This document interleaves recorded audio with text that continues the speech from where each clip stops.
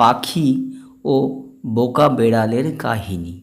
একটি গাছে একটি পাখি বাসা বানিয়ে বাস করত, আর খাবারের সন্ধানে তাকে এদিক ওদিক যেতে হতো।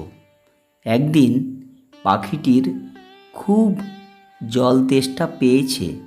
জল পান করবার জন্য সে একটি পুকুরের কাছে যায়, আর জল খেতে খেতে পুকুরে পড়ে গেল। সেখান দিয়ে সে সময় একটি বিড়াল যাচ্ছিল। সে পাখিটিকে দূর থেকে জল খেতে দেখছিল। বিড়ালকে দেখতে পেয়ে পাখিটি বলল, বোন, আমাকে এই জল থেকে বাইরে বের হতে সাহায্য করো।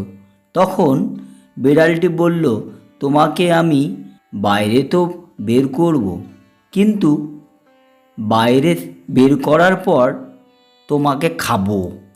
পাখিটি ভয় পেয়ে গেল।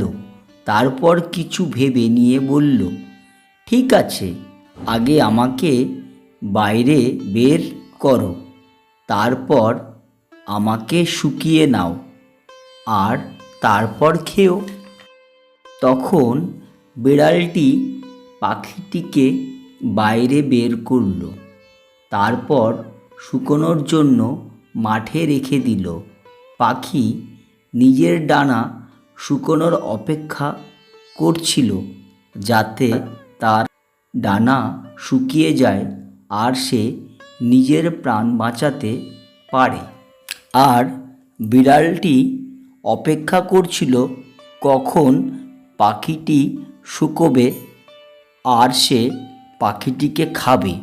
পাখিটির ডানা শুকোতেই সে উড়ে পালিয়ে গেল, আর বিড়ালটি হাঁ করে তাকিয়ে থাকলো।